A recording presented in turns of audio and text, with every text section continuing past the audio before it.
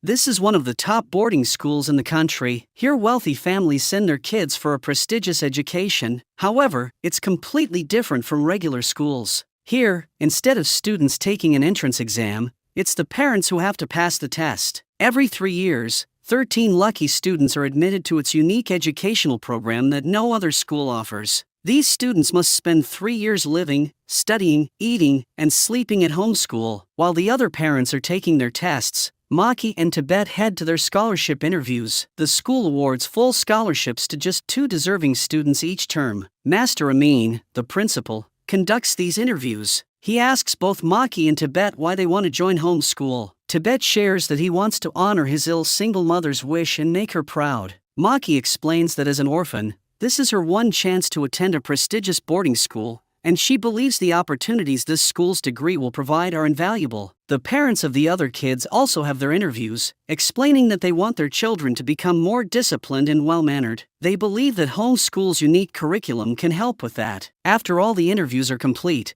all 13 students are admitted and invited to a welcome party to celebrate the start of their new journey. However, at the party, they are served strange cookies. Once they eat the cookies, they begin to feel lightheaded and soon lose consciousness. The students are then transported on a school bus to the middle of a strange forest. Maki wakes up and asks the driver where they are going. The driver responds that they are heading to home school, which confuses Maki. She tries to wake up the other students, but they remain unconscious. When they arrive at home school, Master Amin greets them, but the students are confused, questioning why they were drugged and transported this way. Master Amin explains that it's part of their curriculum and that it was done with their parents' consent. The headmistress, Yani, then instructs the students to hand over their mobile phones. The students are perplexed and frustrated but comply and give up their phones reluctantly. Master Amin reassures them that tomorrow will be the first day of the term and tells them to rest up today. The students are then shown to their separate dormitories, with boys and girls staying in different halls. Their day begins with an ominous alarm that rings precisely at 5:30 a.m. The students, unaccustomed to waking up so early, are irritable and groggy. They head to the kitchen, where they are informed that, since it's Saturday, they are required to prepare their own meals. From Monday to Friday, the school staff will handle meal preparation. Many of them lack cooking skills and make numerous mistakes. However, a few with some cooking knowledge step in to guide them. Master Amin then arrives to give an introductory lecture and asks the students how they are feeling about homeschool. Hugo and Fuji share their discontent, saying it feels more like a prison than a school. Master Amin then inquires what the students think home means. The students offer various answers.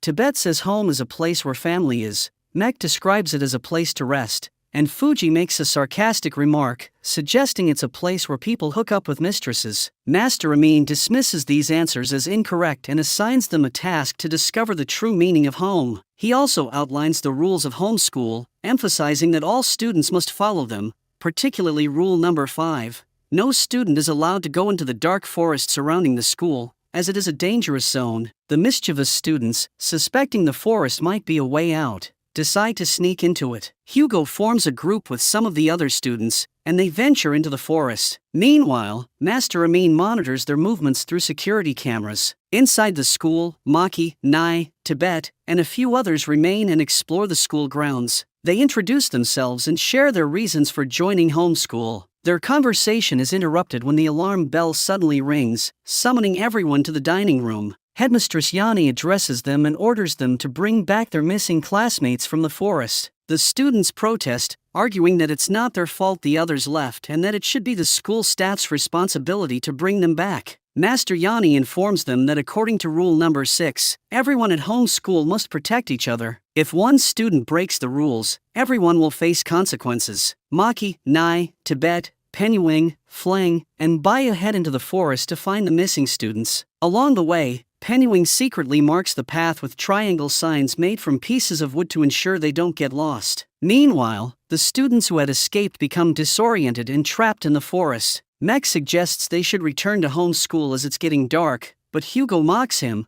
calling him a coward. This leads to a physical altercation between Hugo and Mek, with the others trying to break up the fight. Frustrated, most of the group decides to head back to home school, leaving only Hugo, Jean, and Jingjai behind. On their way back, Fuji, White, Mek, and Mok hear an ominous voice from the forest, which seems to be the sound of a man in pain. Terrified, they flee and encounter Maki and the others. When they explain what they heard, Maki wants to investigate further to see if someone needs help. However, seeing Fuji's injured legs, Maki decides it's too risky and tells everyone to return to home school immediately. Lost in the maze-like forest, they struggle to find their way back, but Pennywing's markings guide them. Impressed by Pennywing's intelligence, they follow the signs and eventually make it back to home school. To their surprise, Hugo, Jingjai, and Jean have not yet returned, so they are sent back into the forest to search for them. In the forest, Hugo, Jingjai, and Jean hear the same disturbing sounds that White and the others heard and start to run. During their escape,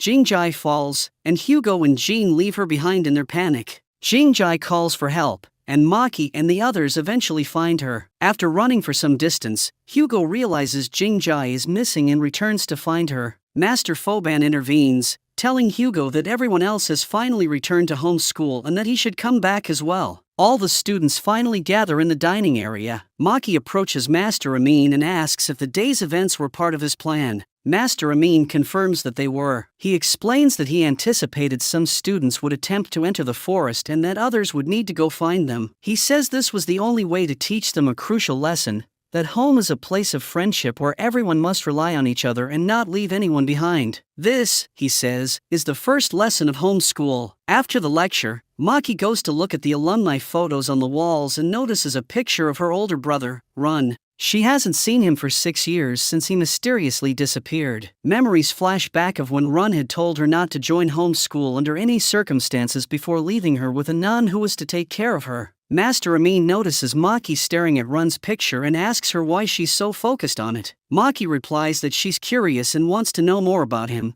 as he was a brilliant student from Gen 4, 6 years ahead of her Gen 6 class. Master Amin responds that Run was indeed a brilliant student and adds that she will soon have the opportunity to meet him. On Monday, the regular term begins, and the students are again woken up at 5:30 a.m. sharp. This time, they start their day with a strenuous exercise led by the sports master. Afterward, they enjoy a breakfast that everyone finds quite satisfying. Master Amin then introduces them to the 6 masters who will be guiding them through their studies. He first introduces Headmistress Yani, who will teach foreign languages. Next is Master Freyafon, who will cover psychology. Master Prazit will handle social science and history, while Master Deluxe will teach mathematics and science. Master Champ will be in charge of sports, and Master Foban will oversee meals and general student affairs. Master Amin announces that there will be no classes for the week. Instead, the students will be given a task. They must each take care of 13 ducklings. He warns that if any student fails to care for their duckling properly and it becomes sick or dies, that student will face punishment. The students are frustrated, feeling that their parents have paid millions to get them into this school, only to end up taking care of ducklings. Nonetheless, they reluctantly start the project, dividing into 2 groups, one to gather food for the ducklings and the other to build a shelter. While some students work on the shelter, Hugo, Jean, and Jingjai sit idly, which irritates the others. Complaints are made to Master Yani, but she responds that it's not her concern and they must handle the situation themselves. Hugo then intentionally trips Pennywing and starts bullying him for his autism and shyness. Pennywing, feeling provoked, pushes Hugo back, leading to a physical altercation where Hugo hits Pennywing until he starts to cry. Pennywing, in distress, cries out, "Don't lock me, please don't lock me," which makes everyone uneasy, hinting at his past trauma. White, angered by Hugo's behavior, slaps him. Hugo retaliates by raising his hands against White, but Nai intervenes to defend her. Maki also tries to step in, but Hugo pushes her away. Tibet then comes to Maki's defense, confronting Hugo. The students then return to the dining hall for their meal,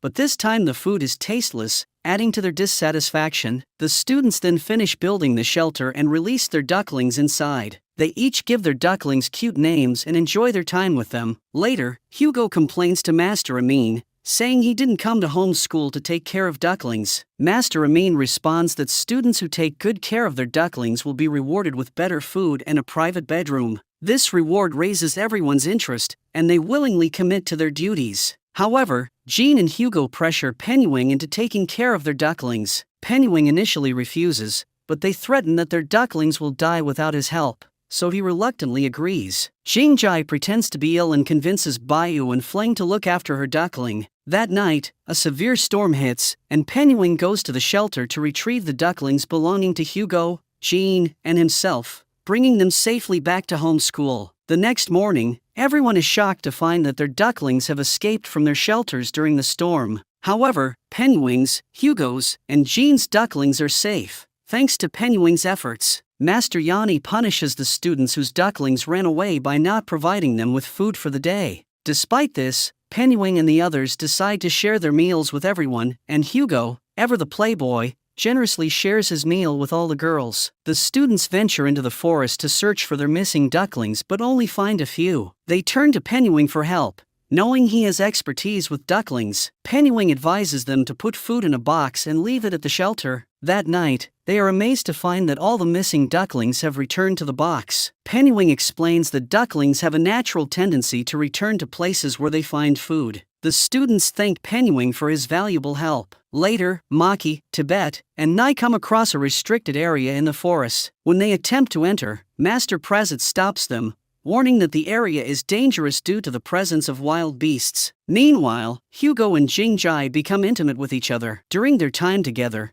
Jingjai notices that one of their ducklings has died. Panicked, they hatch a plan to switch the name tag of their dead duckling with Penyuing's name tag. The next day, a dead duckling with Penyuing's name tag attached is presented to Master Amin. Penyuing is distraught and insists that the dead duckling is not his. However, Master Amin does not believe him and punishes him, sending him to solitary confinement within the school. The other students are disheartened, knowing that Penyuing was the one who had taken such good care of the ducklings and could not have let one of his die. The following day, before their classes start, the students are served an unexpectedly delicious meal, which they enjoy immensely. After finishing their meal, they find their name tags on the plates, name tags identical to those that were on the ducklings. Shocked, they rush to the shelter and discover that all their ducklings are missing. It becomes clear that they have unknowingly eaten their own ducklings. This revelation leaves them deeply saddened, and they begin plotting an escape plan from the school. However, Master Foban and Master Prezit overhear their plans and order them to join their classes. As they attempt to flee, Master Foban catches Mek and hits him with a stick, instilling fear in the students. Reluctantly, they return to their classes. Master Prezit distributes pieces of paper to everyone,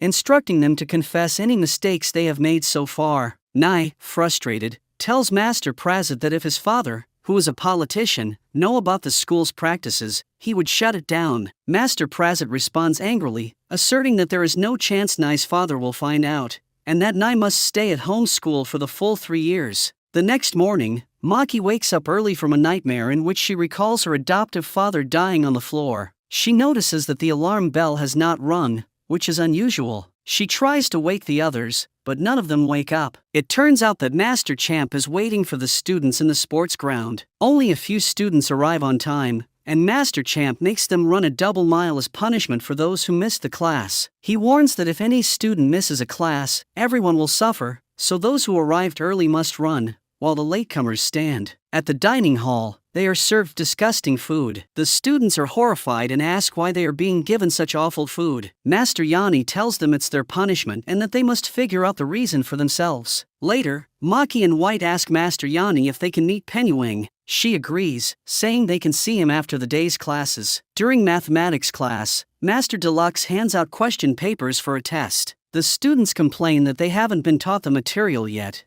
but Master Deluxe insists she wants to assess their skills. The questions are extremely complex, far beyond their current knowledge, and the students struggle to solve them, failing in the process. Meanwhile, Master Foban is leaving Penyuing in solitary confinement. Penyuing clings to his legs, pleading not to be left alone, but Master Foban forcefully makes him eat a special hypnotizing candy. Penyuing begins to hallucinate, remembering times when his father tortured him and locked him in his room. He starts crying and shouting, "Please don't lock me." Maki and White arrive and comfort him, giving him bread to eat. Penyuing explains that his duckling did not die and that he was wrongfully accused. He reveals that his duckling had a mole on its leg, while the dead duckling did not belong to him and was, in fact, not owned by anyone. White becomes furious upon discovering this and confronts Master Prezit and Master Freyaphon, accusing them of manipulating the students. They tell her to calm down and leave. Later that night, White, Maki Nai, and Tibet meet in the park to figure out how to help Penuing. White opens up about her own struggles.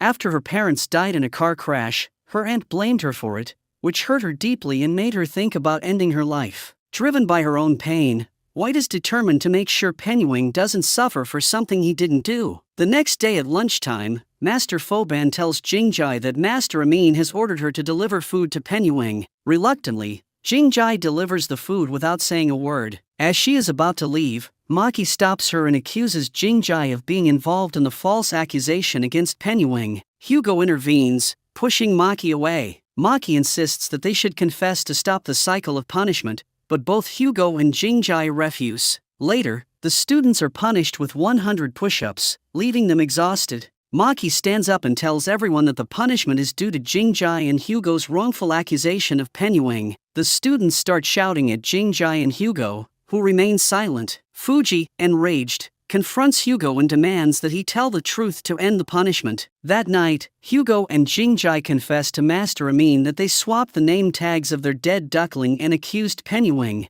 To everyone's surprise, Master Amin reveals that he was aware of their actions all along and that the whole situation was part of a plan. He explains that all the ducklings are alive and that the dead duckling was intentionally placed in the shelter to test Hugo and Jingjai's honesty. This is the second lesson at homeschool: to never wrongfully accuse anyone and to always tell the truth. As many innocent people suffer due to false accusations, Master Amin then orders Penuing to be released. Hugo and Jingjai apologize to Penuing, who forgives them immediately. The next day, Master Amin announces to everyone that Maki will become the president of the class, leaving everyone shocked. Master Amin invites her to his office, where she asks why she was chosen for this role. He explains that she resembles a brilliant student named Run from Gen 4 and possesses similar leadership qualities. When Maki inquires about meeting Run, Master Amin says she will meet him when the time is right, and until then, she must believe in homeschool. Later that night, Master Amin informs the students that one of them will be allowed to go home, but they must vote collectively for the most deserving student. The next morning, Master Freyafon hands out pages for the students to write letters to their parents about their time at homeschool. All the students begin writing complaints about homeschool. While writing her letter, Fuji recalls how her father used to physically abuse her at home, making it difficult for her to complete the letter. As students discuss who should receive the most votes, Mek asks the boys if they will vote for him, but they all refuse. Jean, the son of a wealthy industrialist, offers $1 million to anyone who votes for him, but the students decline, saying the money would be useless in homeschool. Mek then tries to persuade the girls by promising to be their slave and bring them water every day until the next semester if they vote for him. The girls reject his offer, stating they can fetch water themselves. Later, White confronts Jean, accusing him of attempting to buy votes, which she considers illegal. Jean argues that money can buy everything, but White counters that it cannot buy love and loyalty. As tensions rise, Nai intervenes to defuse the situation. Meanwhile, Fling pretends to be sick in front of everyone, intentionally falling to the ground while cleaning the lawn. A flashback reveals that Fling used to harm herself to gain her mother's attention, who was always busy with her business. In the present, Fling deliberately cuts her finger while chopping vegetables. Fuji witnesses this and accuses Fling of faking her illness to gain attention. Fling denies it, but Fuji insists she is lying and threatens to expose her. Bayu intervenes, defending Fling and asserting that she is indeed sick. Later, Bayu finds Fling bleeding from her head and unconscious. She rushes Fling to Master Freyafon, who treats her injuries. The students, feeling sympathy, vote for Fling as the one who deserves to go home the most. However, Fuji stands up and protests, claiming she saw Fling pretending. The other students accuse Fuji of jealousy. Master Amin arrives and questions Fling about her illness. Fling insists she is sick and accuses Fuji of lying. Master Amin then reveals CCTV footage showing Fling faking her illness and intentionally harming herself. As a result, he announces that no one will be allowed to go home as punishment for Fling's actions. The students grow silent and start to dislike Fling. She tries to apologize, but no one listens. Fuji attempts to confront Fling,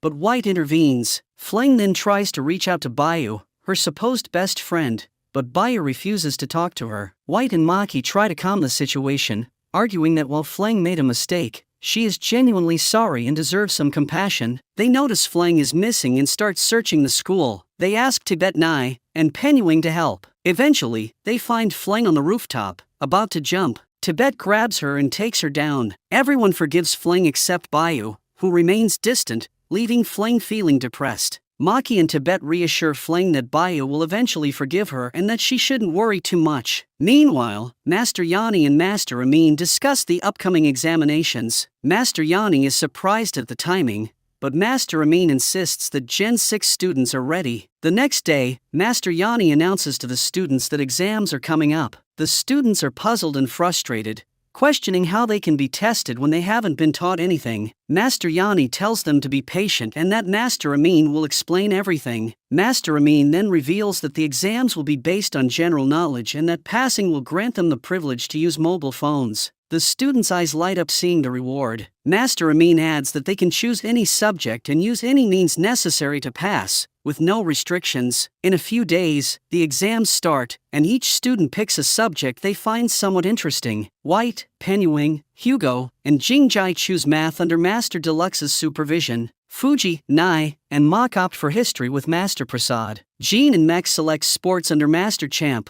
while Tibet, Maki, and Fling go for foreign languages with Master Yani. Bayu chooses gardening under Master Foban. As the exams begin, Hugo and Jingjai start cheating off Penyuing. When White questions why they chose math if they didn't understand it, they admit they picked it because they knew Penyuing was good at it and they could easily cheat. White reports this to Master Deluxe, but Master Deluxe says Master Amin allowed any method to pass. They all copy off Penyuing and pass the math exam. Meanwhile, Master Prasad gives his history students very little time, causing panic. Bayu struggles to find the herbs for her gardening exam and gets lost in the forest. Tibet, Maki, and Fling are taking the foreign languages exam. Tibet recalls being insulted by his father for coming second in class. On the other hand, Mek and Jean fail the sports exam, while Fuji and the others fail history except Nai. Bayu also fails gardening. The successful students advance to the next round, while the failed students watch from another room with a TV screen showing the next round and place bets on who will win. Master Freyafon congratulates the successful students and explains the rules for round 2, a musical chair contest. Anyone left standing when the music stops is out, and anyone seated wins. Hugo asks if violence is allowed, and Master Freyafon confirms that anything is permissible to win. The contest begins, and the students fight over the chairs. As one chair remains, Jingjai and Hugo rush for it, with Hugo sitting down first. Jingjai then pushes Fling and takes her chair. White, furious, hits Jingjai for cheating, and Maki intervenes, causing an argument. Penyuing becomes scared and covers his ears. Tibet destroys his chair, claiming it's the source of the chaos, and urges everyone to destroy their chairs, but the others disagree, and the fight continues. The failed students enjoy the fight until Master Yani arrives and stops their entertainment by asking why they failed. The failed students say that they were given a very short amount of time for the exam, but Master Yani insists there's another reason they need to discover on their own. Master Freyafon starts the contest again, and once more, violence breaks out. All the students grab their seats, but Hugo and Jingjai are left standing. They both rush for the last chair, and Jingjai manages to sit in it, teasing Hugo. Angered, Hugo pushes her off, and they argue over the seat until the time runs out, leading to their elimination. In the third round, with only one chair and 5 students left, Maki recalls Master Freyafon's instruction that anyone who sits will win. She suggests they could sit on the ground instead of the chair. The students agree and all sit on the floor. As the timer nears the end, they feel the urge to get up and sit on the chair, but when the time ends, they are surprised to find out that they all passed the test. The winners are sent to Master Amin's office for the final test. Master Amin gives them blank pieces of paper and tells them that only one student has ever passed this test. He wishes them luck and gives them a few hours to find the answer. The students are confused, as the page is blank and there are no questions. They decide to search for the answer individually, trying various methods to reveal any hidden text, such as holding the paper up to the sun, shading with a pencil, wetting it, and even burning it, but find nothing. They return to Master Amin, saying there's nothing on the paper. Penyuing guesses that the answer is nothing since the page is blank,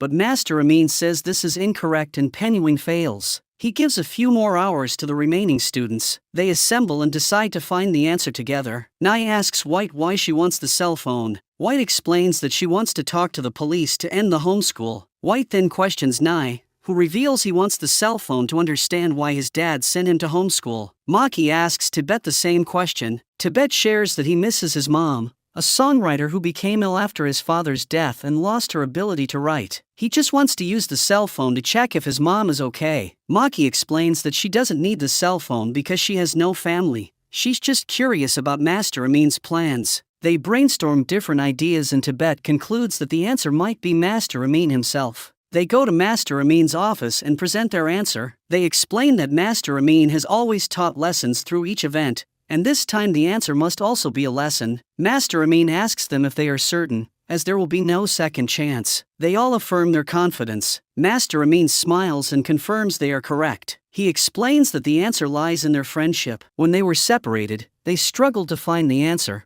but when they joined forces, they succeeded. He presents the cell phone but says that only one of them will get it, and they must vote for who should receive it. Everyone votes for Tibet. However, when Tibet picks up the phone, he places it back, saying that if all his friends cannot have the opportunity to call, then he will not use it either. Master Amin is surprised and pleased. He declares that this is the first time in the history of the school that 4 students have passed the final exams, and he is impressed by the Gen 6 students' ability to outsmart everyone. Master Yani again addresses the failed students, asking them why they didn't succeed. When no one responds, she explains that their failure was because they worked separately due to their pride. White reflects on Tibet's choice to abandon his opportunity to call home, expressing regret that despite their success, they still couldn't contact their families. Maki acknowledges this but emphasizes that the lesson they learned about the value of friendship is worth more. Later, Master Freyafan and Master Prasad head towards the forest.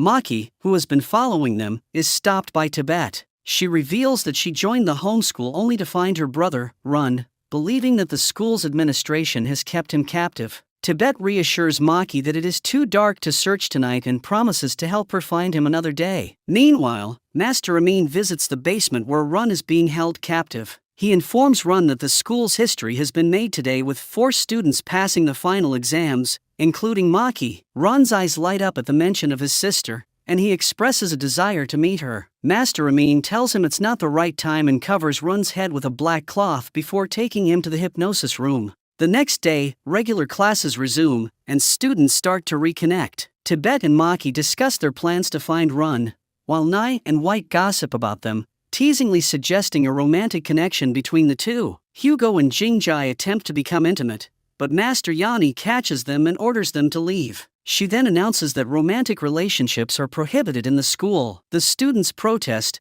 questioning why they are not allowed to love each other. While the girls are in bed talking about their crushes, the topic shifts to Jingjai. When asked if she has feelings for Hugo, she dismisses the idea, saying she doesn't believe in love and just uses boys for fun. The next day, as Jingjai tries to flirt with another boy, Fuji gets upset and calls her a bitch, accusing her of being like her father, who cheated on her mother. They start arguing, and Master Deluxe steps in to break up the fight. Jingjai sits alone on a bench, reflecting on her past. She remembers how her mother's betrayal led to her parents' separation and how deeply it affected her. Hugo finds her and tries to comfort her. Meanwhile, Baya tries to flirt with Nai, asking what kind of girls he likes. Nai says he likes girls like White, which upsets Bayu and surprises White. Later, Hugo and Jingjai open up to each other about their family backgrounds and become emotional. They share a moment of intimacy, but Master Foban catches them and informs Master Yani. That night, Tibet and Maki go looking for Run.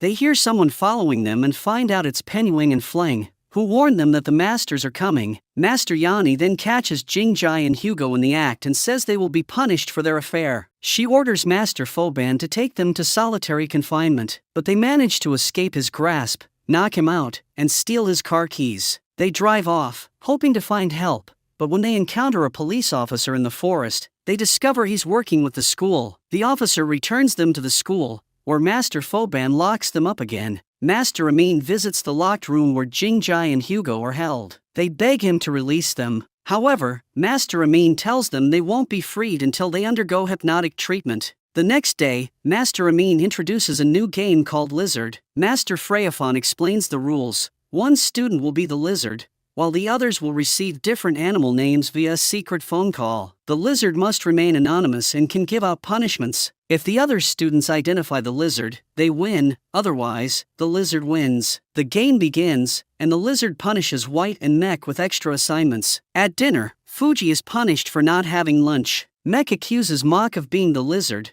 leading to a fight between them. The lizard then punishes Maki, White, and the other girls with extra cleaning duties. Nai and Tibet offer to help, as it's a tough job. They write the animal names on the board and try to guess who the lizard is based on the clues. As suspicions rise, the students start fighting among themselves. Fuji accuses Jean, reminding everyone that he once burned down his father's factory, suggesting he could be the lizard. Jean defends himself, explaining that he burned the factory to protest against his father's exploitation of workers and insists he is not the lizard. The lizard then stops lunch for everyone except Jean and Bayu. The students suspect that one of them is the lizard, and Jean and Bayu refuse their food, claiming they are not the lizard. Bayu and Jean sit together on a bench. Bayu comforts Jean, telling him that burning his father's factory was the right thing to do, as he was exploiting the workers. Bayu reveals that her own father, a tribal chief, is dishonest and has stolen from many people. She has always wanted to expose him but never had the confidence to do so. Meanwhile, Maki, Tibet,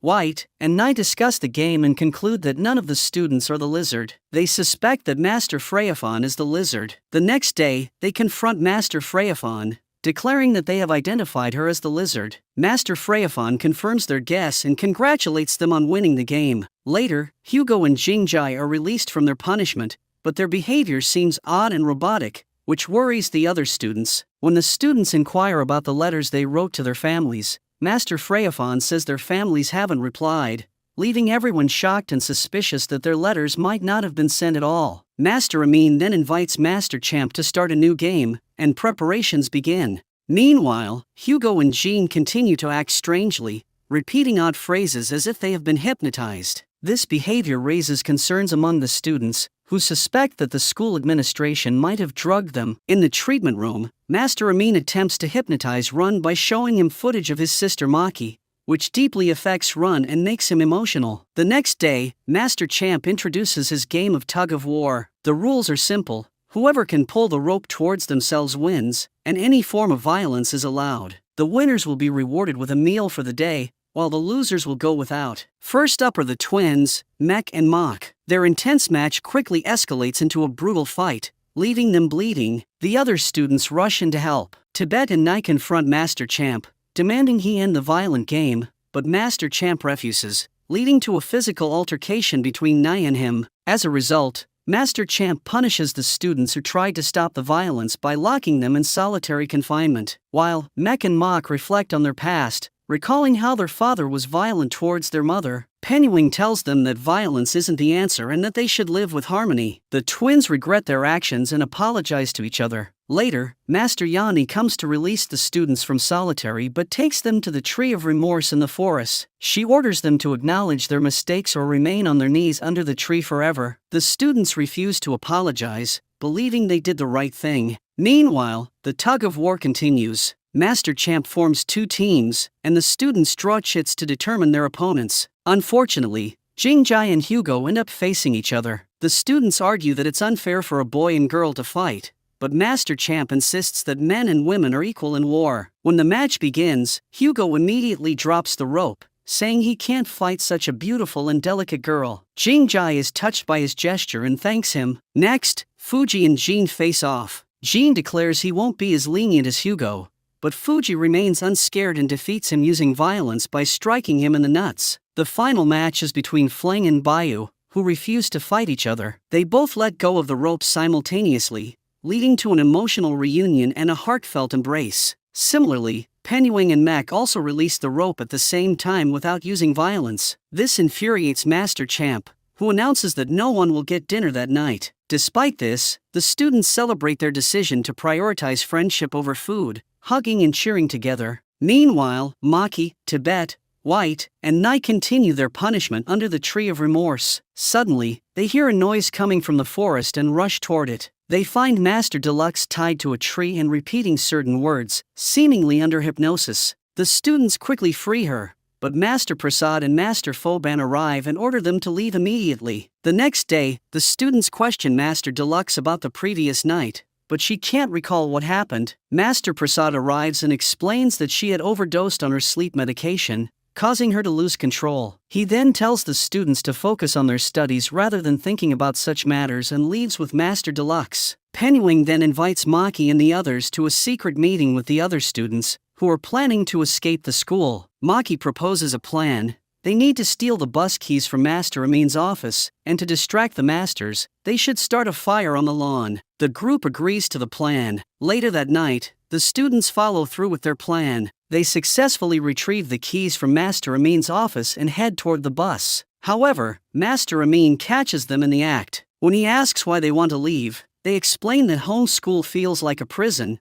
and they want to go home. Master Amin responds that their only home is home school and they will understand that soon. He then gives them permission to leave but warns that he won't be responsible for what happens next. He instructs Master Foban to give them special cookies and drive them home. The students reluctantly eat the cookies and head for the bus, but Maki decides to stay behind at home school since she has no family. Tibet, White, and Nai wish her good luck and leave for home. Master Amin commends Maki for making the choice to stay. Master Amin then goes to the basement to meet Run, informing him that all the students from Gen 6 have returned home except for his sister. Run, visibly distressed, acknowledges that it's all part of Master Amin's plan and fears the consequences for the students. As the students return home, they are met with disappointment and sorrow. Their parents, far from welcoming them, reveal their true intentions. White finds that her aunt has seized her deceased parents' property. Mek and Mok discover that their father has divorced their mother and is living with a mistress. Pennywing's mother tells him that homeschool is better than enduring the abuse from his father and urges him to return.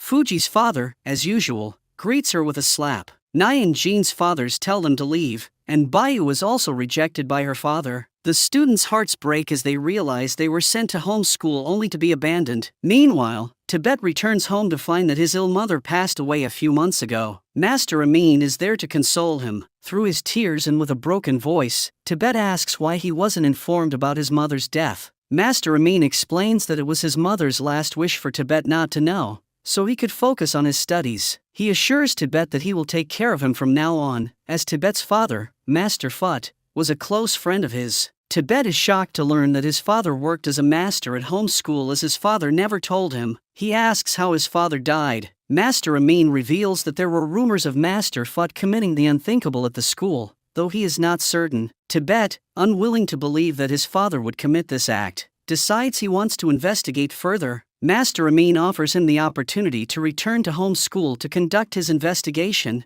Meanwhile, Maki is left alone at the school, and Master Prasad sits beside her, laughing as he reveals that the other students will soon return, having learned the truth about their abandonment. In a few days, the students return to home school, their hearts heavy with the realization that their parents have abandoned them. Master Amin tells them that the entire ordeal was part of his plan to teach them a lesson. He announces that home school will now be their home, and they will be given love and respect here, as he and the other masters will be their new guardians. That night, Maki, White and Nai come together to comfort Tibet over the loss of his mother. Tibet shares his belief that his father, Master Phut, was killed at the school and expresses his desire to uncover the truth. Maki, White, and Nai agree to work together to investigate both Master Phut's death and Run's situation. Pennywing and Fling arrive, having overheard the conversation, and offer to help. Pennywing mentions seeing a secret flash drive in a book in the library. The group searches and eventually finds the flash drive hidden in a Winnie the Pooh book. When Maki sees the book, she becomes fearful and starts hallucinating, suggesting a personal connection to it. They insert the flash drive into a player and watch the video on the TV. The video shows a recording of Run and Master Phut in the treatment room, with Run discussing his past with Maki. Suddenly, they hear someone approaching the library and quickly stop the video, return everything to its original place, and leave. Meanwhile, the masters are in the forest preparing for a ritual they call the start of Project R. The next morning, Maki wakes from a disturbing nightmare, and the other girls try to comfort her. At the dining hall, the students are surprised to be served a delicious meal. It is announced that the school is starting therapy sessions where students can choose their favorite master, who will then share their life stories and experiences. Master Yani shares with her students that there are many injustices in the world and emphasizes the importance of fighting for one's rights. She encourages them to be strong and courageous in facing their fears. Master Freyaphon recounts her tragic past, explaining how her husband and son died in a car accident caused by a reckless kid. Despite her efforts to seek justice, the kid's wealthy family bribed the police and let the murderer free. Eventually, she accepted her fate and advises the students to be brave and confront their fears. Her story deeply moves everyone. In contrast, Master Prasit avoids discussing his own past and instead focuses on politics. He questions Hugo and Mek about whether they would choose violence or forgiveness if someone wronged them, leaving them puzzled about his intentions. Master Deluxe, on the other hand, teaches Penyuing and Fleng how to sing and play the guitar. Maki seeks Master Freyafon's help to overcome her fear. Master Freyafon agrees and hypnotizes Maki, allowing her to recall her past. Maki remembers enjoying a story time with Run, who was reading her a Winnie the Pooh book. However, her adoptive father, Bowden, intervenes and punishes her by beating her through that book. Run tries to protect her but is pushed away, and Master Amin eventually stops Bowden. Maki later meets Master Amin, inquiring about Bowden and Run. Master Amin reveals that Bowden was the original owner of Homeschool and that ownership passed to him upon Bowden's death. Maki is stunned and asks why Bowden was so cruel. Master Amin tells her she'll get all her answers when the time is right and asks her to leave. Later, Maki sits on a bench, and Tibet joins her. She asks why adults often keep the truth from them. Tibet suggests that if they don't reveal it, they will find the truth themselves and should have faith in their abilities. Maki places her hand on his and promises that they will uncover the truth together. The next morning,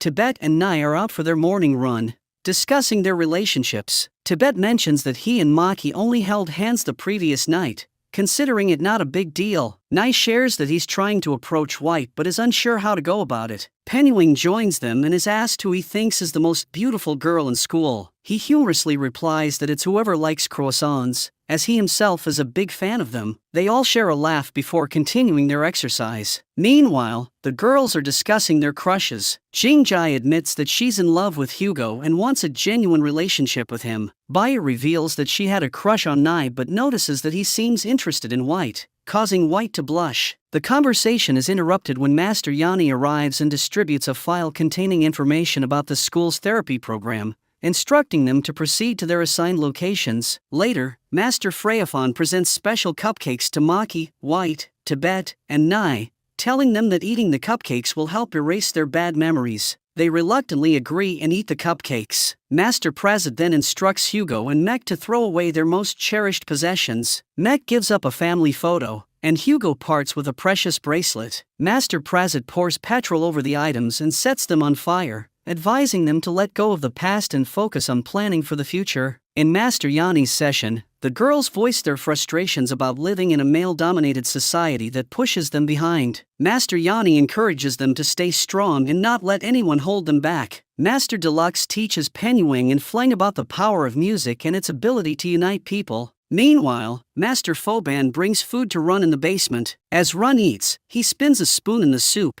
hypnotizing Master Foban. He asks Master Foban about the truth behind Project R, but Foban becomes frightened and hides beneath the table. Master Amin arrives, praising Run for his skill in hypnotizing and expressing his confidence in him as an exceptional student. On the other hand, Maki, White, Tibet, and Nai find themselves unconscious under the tree of remorse, as if in a trance. Master Freyafon snaps her fingers to wake them, and they are shocked to realize how they ended up there. Master Freyafon explains that she now knows all their life stories but will keep them confidential. Tibet asks if Jingjai and Hugo also ate the cupcakes before they started acting strangely. Master Freyafon reveals that they consumed something much stronger than the cupcakes. The scene shifts to Master Prasit, who is handing out special red pills to Bayu, Jean, Hugo, Jingjai, and Fuji, claiming they are a treat. Hugo and Jingjai eagerly take the pills, and the others follow them. That night, the students who took Master Prasit's pills are hypnotized and brought to a ritual in the forest. They are semi-conscious and unaware of what's happening. Master Prasit then takes them to the treatment room, where he uses an electric machine to induce memories of their childhood traumas, aiming to instill hatred towards their parents. The next morning, Fleng, Maki, and White wake up to find their friends missing. At the dining hall, Master Amin reassures them that the other students are undergoing a treatment process and will return soon. Meanwhile, Master Freyafon visits Run in the basement and offers to help him escape. She warns him that the Gen 6 students are in serious danger and he needs to assist them. Ron recalls how Master Amin used to teach him psychology with care, only to be interrupted by Mr. Bowden, who was a chronic alcoholic and mocked Master Amin's methods. Back in the present, Ron tells Master Freyafon that the Master Amin he knew has changed, and they must stop him. White senses someone following her as she walks down the hallway. It turns out to be Nai, who followed her out of concern for her disappearance. White blushes at his concern. Meanwhile, Maki and Tibet are searching for Ron and stumble upon a secret passageway behind a bookshelf in Master Amin's office. As they prepare to explore, Master Amin arrives and confronts them angrily, demanding to know what they're doing. They claim they know Ron is being hidden there. Ron, hearing the voices, senses Maki's presence but is unable to act as Master Amin orders them to leave. The next day, White and the others are worried about what happened to Maki and Tibet. They are kneeling under the tree of remorse, being punished by Master Yanni for going into Master Amin's office without permission. Meanwhile, Master Freyafon is trying to convince Master Amin to rethink Project R, arguing that the kids aren't ready for it. But Master Amin is firm in his decision and insists on continuing with the project for his revenge. Master Amin then sits with Ron in the basement and tells him that he knows Ron wants to stop the project, but he won't allow it. He goes on to reveal the true origin of homeschool, saying it was born out of love. He explains that in the 1980s, this place was an orphanage owned by Mr. Bowden's father. Master Amin worked there as a caretaker, but Mr. Bowden disliked the orphans and mistreated them. 2 years later, Mr. Bowden became engaged to Finya, a young and kind woman who loved the orphans and treated them with care. Mr. Bowden assigned Master Amin to look after her. Master Amin secretly loved Finya but kept his feelings hidden. One day, Finya, alone and crying, told Master Amin about Mr. Bowden's abuse. She revealed that she was pregnant with Mr. Bowden's child and only wanted to experience motherhood. She asked Master Amin to help her forget the painful memories of Mr. Bowden's abuses. Feeling for her, Master Amin used his hypnotic skills to ease her suffering, but Mr. Bowden continued his abuse and even pushed Finya down the stairs, causing her to lose the baby. Witnessing this, Master Amin felt a surge of anger but kept his composure and took Finya to the hospital. After a while, Finya sat on a bench, watching the children at the orphanage play. Though she was sad, she remained hopeful. She confided in Master Amin about her lifelong dream of becoming a mother, which hadn't come true. Now, she wished to create a school that would provide a loving, home-like environment for abandoned children, giving them the care their families couldn't. She wanted to name it Home School. Master Amin promised to make her dream come true, bringing her great joy. Sadly, shortly after, Finya's health declined, and she passed away. Master Amin was heartbroken and fueled by a desire for revenge. Determined to honor Finya's wish,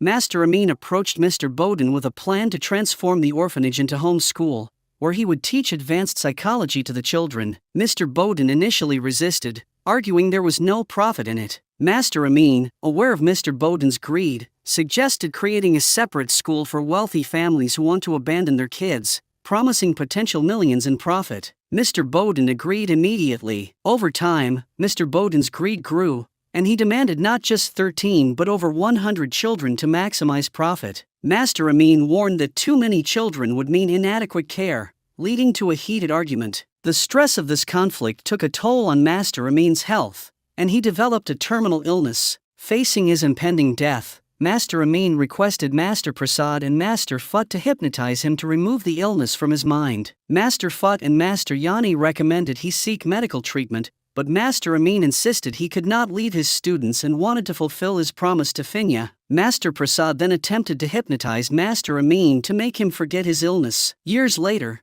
Master Amin goes to meet Mr. Bowden with Master Prasad. He tells Mr. Bowden that he wants to exact revenge for all his wrongdoings before he dies. He then shows Mr. Bowden a gun, and Master Prasad forces Mr. Bowden to take hypnotizing pills, after which Mr. Bowden commits the unthinkable. Ron then tells Master Amin that he had advised him against seeking revenge, as revenge turns a person into a monster. Master Amin responds that Mr. Bowden deserved all of this. Ron expresses that he is no longer the Master Amin he once knew. Later, Master Amin asks Master Prasad if the project they are starting is morally correct or not. Master Prasad looks at Master Amin with suspicion and says that it is time for his hypnotizing treatment. This makes it clear that something suspicious is going on. Later, Tibet and Maki wake up in the school infirmary after fainting from their punishment. They ask Master Freyafon what's going on, and she explains that the school is starting something called Project R. To find out more, she tells them to check a book on the shelf titled Winnie the Pooh,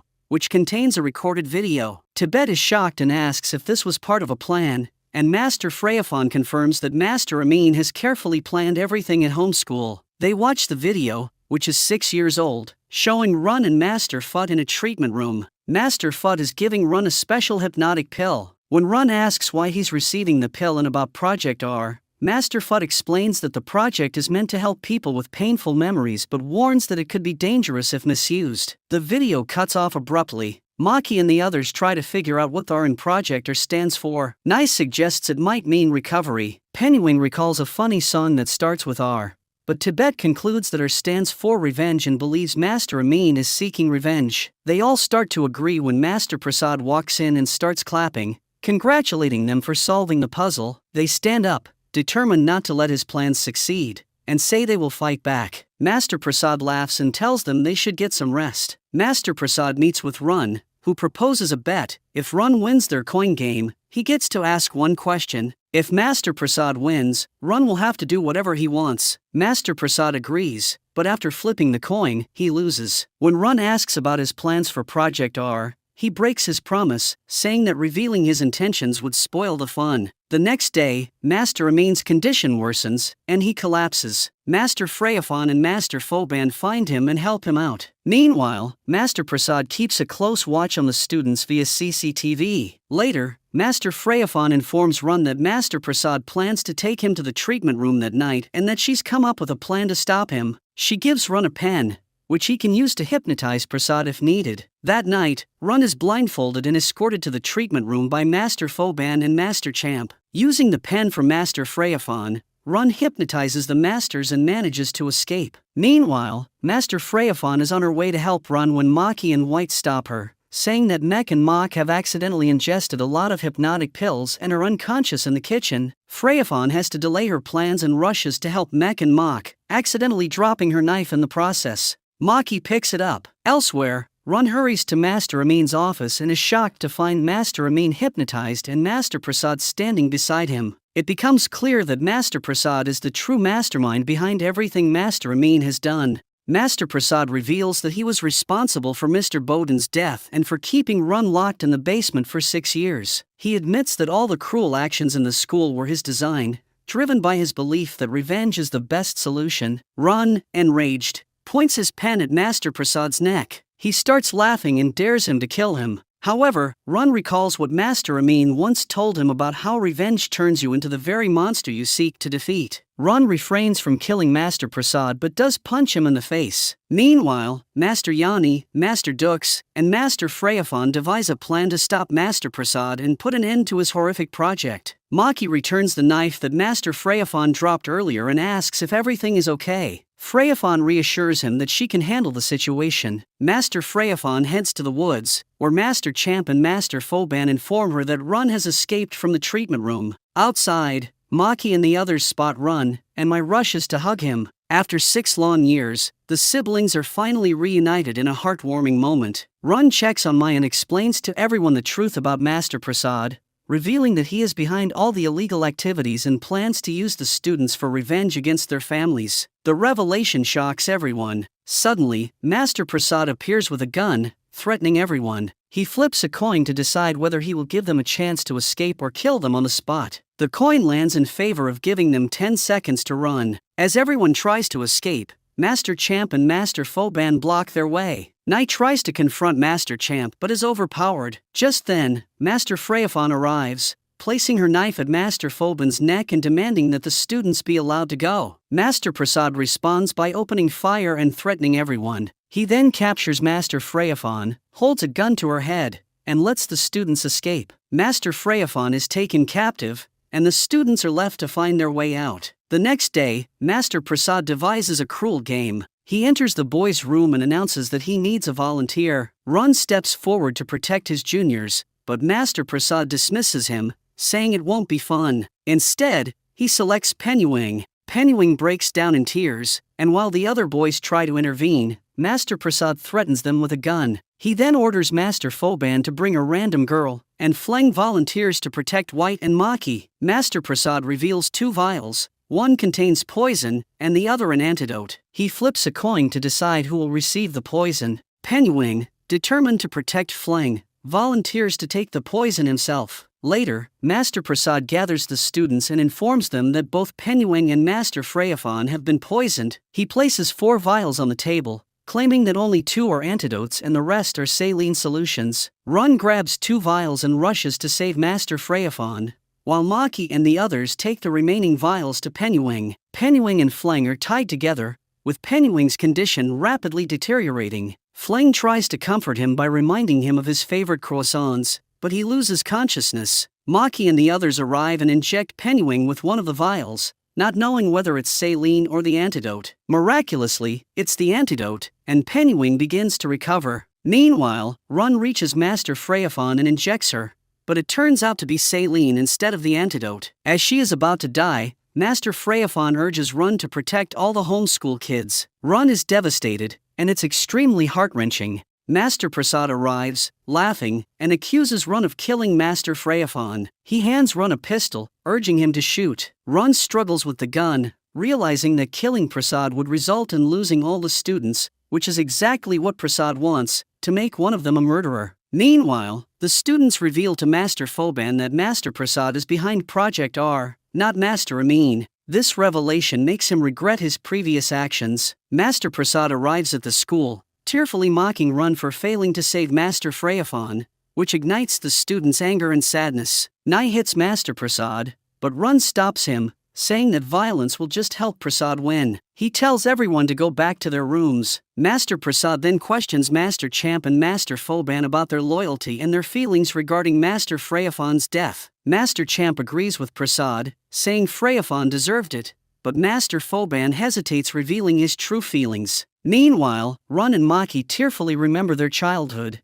and Maki vows that they should never be separated again. Master Yanni and Master Deluxe grieve for Master Freyafon. Master Yanni vows to bring the killers to justice. Suddenly, Master Prasad arrives, takes Master Deluxe into custody, and threatens Master Yanni, saying she must cooperate with Project R or he will kill all the students. Meanwhile, Hugo, Jingjai, and Bayu have been brainwashed by Master Prasad and are acting oddly. When Fleng tries to talk to Bayu, she responds in a robotic tone. Master Yanni tells Fleng to stay away from them. Master Prasad then reveals to Maki and the others that the sounds they heard in the forest were actually Run's cries. He shows them how he tortured Run by pulling out his fingernails. Maki, enraged, tries to attack Prasad, but Run stops her, urging patience. On the other hand, Master Foban is taking Nai and Tibet to the treatment room for Project R but suddenly stops and says he has a plan. That night, Mek and Penyuing, feeling hungry, head to the kitchen to get some croissants. They are shocked to find Jingjai there with a knife, speaking robotically and accusing them of breaking the rules. They try to hide,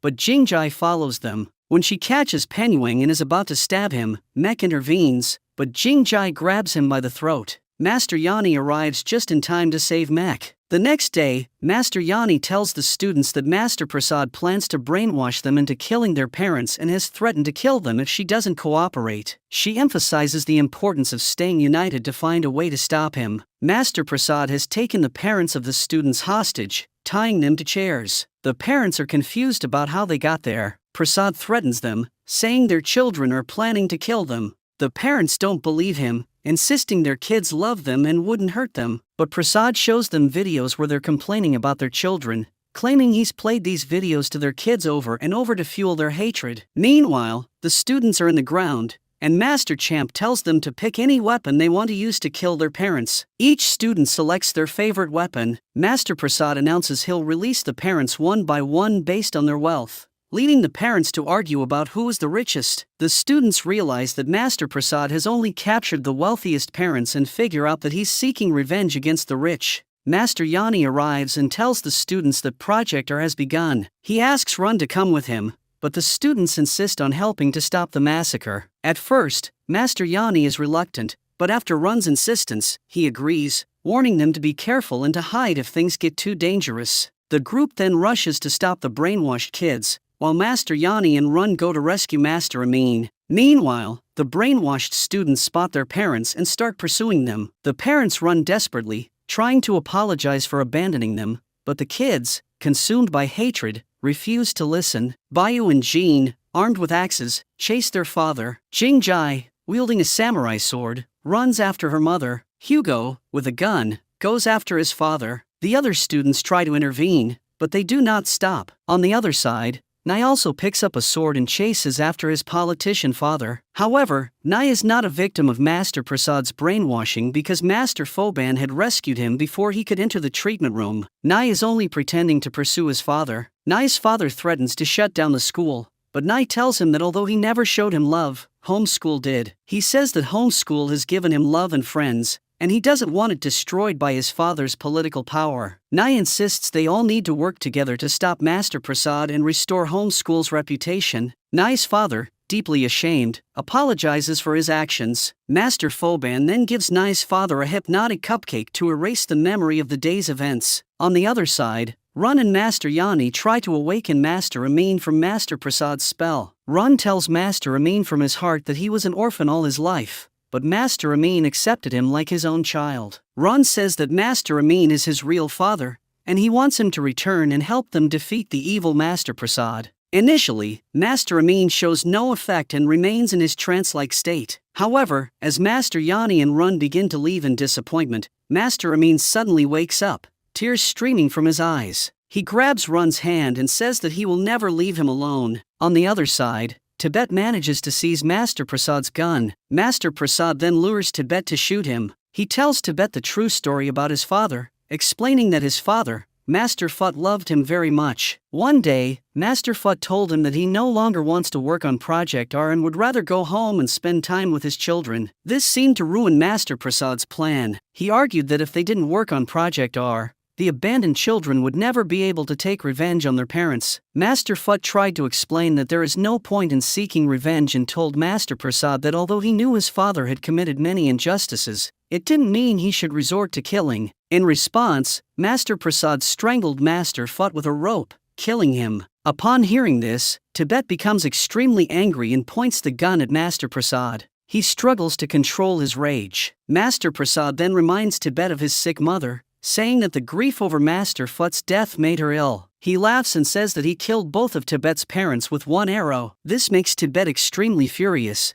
and he almost kills Master Prasad, but Master Amin stops him from behind. Master Amin tells Tibet to control his anger because if he gives in, Master Prasad will succeed in his plan. Tibet struggles to calm himself down. Master Prasad then, still laughing, reveals that he has also set a trap for Maki and the other students, causing Run to immediately rush to save them. Master Amin then challenges Master Prasad, saying that no child from homeschool will kill anyone. Master Prasad laughs and says that this is absolutely impossible, and that they will definitely end up killing each other. Master Amin's words prove true, and the parents of the other students, who are about to be killed by their children, beg for forgiveness from the depths of their hearts. They admit that they spent their whole lives worshipping money and forgot about their own children. Seeing their tears, all the brainwashed students come back to their senses and forgive their parents. Meanwhile, Master Champ locates Maki and the other students and shots them. Maki becomes severely injured. Master Foban rushes in like a hero and tells the children to run away. They move a little distance, but Maki's condition worsens. She weakly calls out to Run, saying she wants to see him before she dies. Nai fights Master Champ to distract him, but Master Champ dominates him. At this point, Run arrives and is distressed upon seeing Maki. He tells her to hold on, but Maki loses consciousness. Run becomes extremely angry and runs after Master Champ to kill him. He hypnotizes him and forces him to beat himself. Master Champ is so severely beaten that he is on the brink of death when Master Deluxe intervenes. Master Deluxe stops Run, warning that if he kills him, Master Prasad will win. With tears in his eyes, Run stops himself. Later, it is shown that Maki is still alive and being taken to the hospital. All the parents are given hypnotizing cupcakes to erase their memories of the day. Finally, the main villain, Master Prasad, is arrested by the police. He still smiles wickedly and tells Master Amin that while he has stopped him, there will be many more like him who will come and restart Project R. Master Amin responds that he is not worried because homeschool's future is now in safe hands. Later, Master Amin takes Run to the dark basement where Run had been imprisoned for 6 years. Master Amin apologizes to Run, but Run says there is no need for an apology since Master Prasad was controlling him. A month later, Maki returns to home school from the hospital. Tibet is thrilled to see her and tells her how much he missed her over the past month. They share a joyful and romantic moment together. When Run arrives, Maki eagerly runs to hug him, though she's still in some pain. Nai and White's friendship blossoms, and Nai confesses his feelings. White responds with a kiss, and things start to feel like they're back to normal. As the sun sets, Master Amin gazes over home school, reflecting on Finya, and tells her that he has finally fulfilled her dream. Days go by, and Master Amin's health declines. He writes his will, leaving all his property and authority to Run, and then goes to the basement to lie down, accepting his final moments. When Master Yani and Run bring food to Master Amin, they discover that he has passed away. Run weeps tears of blood, and Master Yani, struggling to hold back her tears, finds a letter with Master Amin's will. Master Amin is buried with honors, and Run becomes the principal of homeschool. Every student spends their time at homeschool with love and care, and everyone is very happy. The students celebrate together, arranging a party in memory of homeschool and Master Amin. Thus, the long-held dreams of Master Amin and Finya come true. As the season ends, the old Gen 4 student Zero, who is a classmate of Run, arrives at the school. He laughs wickedly like Master Prasad, suggesting a possible sequel.